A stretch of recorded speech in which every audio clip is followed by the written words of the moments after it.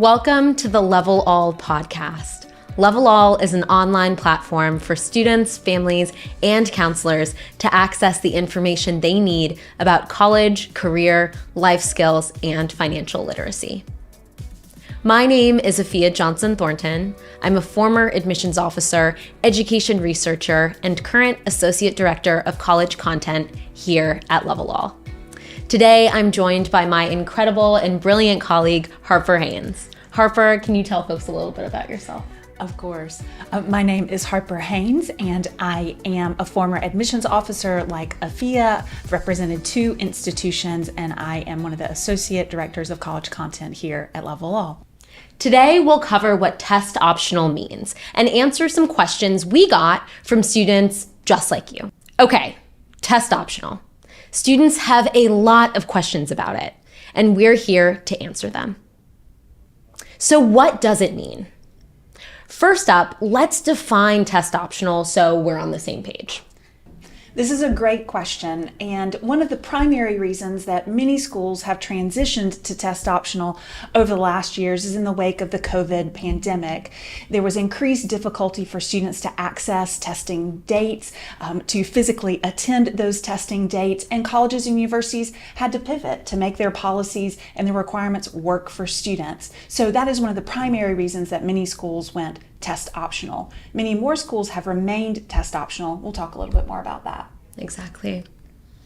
The next question we have, how do I find out if a college is test optional? There are a lot of mechanisms to decipher a test policy at colleges and universities. The quickest and maybe the easiest is to visit a college's website. You can ask your school counselor or an admissions officer for that particular college. They will be incredibly direct about their testing policy with you. In addition to that, on our Level All College Finder, you can see the test optional policies represented for each of the colleges that appear in our finder. We love the College Finder. Definitely head there if you want to find out really quickly and really easy what colleges on your list might be test optional. Our next question, how do I decide whether to submit my test scores? Yeah. I think that there's a lot of anxiety about this process, but there are some really clear yes and no's. And let's walk through those to begin, Afia. So the first is really obvious, and that's, did you take an SAT or an ACT? If you did not take the test, which a lot of students don't take the test for a variety of reasons. Those reasons could include the test is canceled, there's a lack of time, there's maybe a funding issue for you or your family, or a lot of students suffer from really debilitating test anxiety and just don't wish to put themselves in that situation. So if any of those are true to you, then no, you certainly can't submit a test that you haven't taken. So those are really understandable reasons to not submit test scores because you don't have them. But what if you do have standardized test scores? What then? And this is a really important question, and there are a lot of reasons why you should submit test scores if they fall into a couple of these different categories that we're going to march through. The first of those is really important, and it's if you believe that your test scores are an accurate representation of your academic ability and of your college readiness.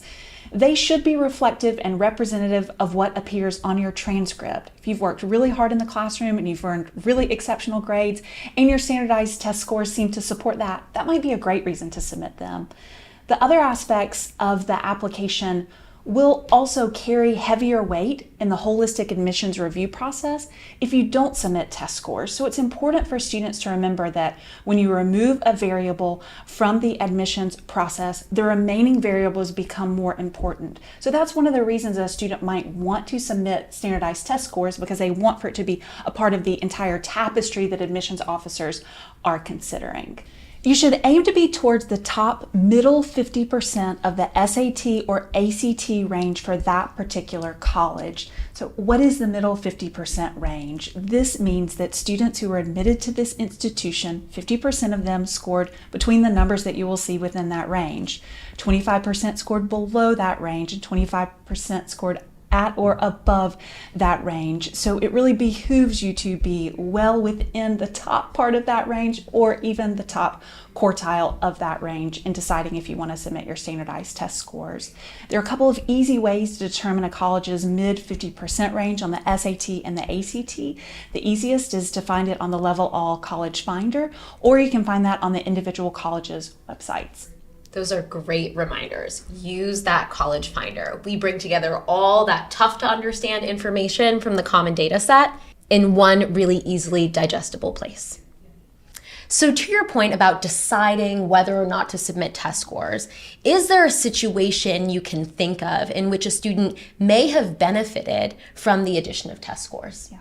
There are a couple of examples here, and one of them is specialized academic programs. Engineering comes to mind for me very quickly, Afia. In some instances, high schools might not offer the breadth of curriculum that would be required for an engineer to really demonstrate their acumen in that particular subject area, and a standardized test score might do that for them. And so it could sort of elevate our understanding of their academic profile and their ability to successfully navigate that engineering coursework. Another scenario in which a student might have benefited from submitting strong standardized test scores is for the more selective colleges, right? So those colleges that receive significantly more applications for admission than they have spaces available in their classrooms. And when institutions are that competitive, many transcripts can start to appear very similar. A lot of applicants have really exemplary curriculum, exemplary grades, and sometimes that standardized test score can be an important additional factor for consideration in that holistic admissions process. It just adds an additional tangible piece of information for us to consider. I think that's a really brilliant way to think about it. Another important reason is money. In some cases, submitting SAT or ACT scores can qualify you for merit-based institutional scholarships or outside scholarships.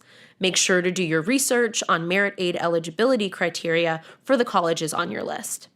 But it's important to note that your test scores will not have any impact on your need-based financial aid. So there's this other question that comes up when we start talking about test optional. We hear these other terms that have cropped up in, say, the last 10 to 15 years.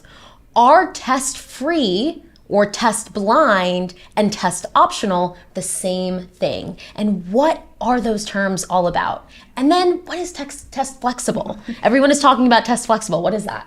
There's so much confusing nomenclature, and I'm really glad that we get to clear this up. Some colleges are test free or test blind. And what that means is that admissions officers, admissions committees will not look at your standardized test scores even if you submit them. So they are truly blind to the scores. Their admissions review process is free from evaluation of standardized test scores. When it comes to that test flexible policy, there may be particular instances in which you won't need to submit standardized test scores. For example, some colleges will allow you to submit a graded paper or an additional essay in lieu of submitting standardized test scores. So that term flexibility speaks to them giving you an option of something else that you might submit in lieu of that test score. So if you take nothing else from our conversation today, we hope you leave with these 4 things. First, you will not be at an automatic disadvantage if you choose not to submit standardized test scores.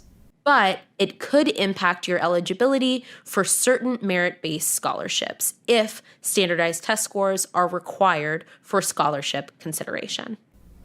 Number 2, the other parts of your application will carry greater weight if you choose not to submit standardized test scores. And number 3, if you choose to submit, do aim to be within that middle 50% range or above it. And lastly, use Level All's College Finder. It's got tons of information, including the middle 50% and a lot more about the colleges that are on your list. Thank you for joining us. Thank you, Harper, for all of your incredible advice to the students and families out there. If you want to learn more about how to approach standardized testing during the college process, head to What You Need to Know About the ACT and SAT on levelall.com. Thanks so much. See you soon.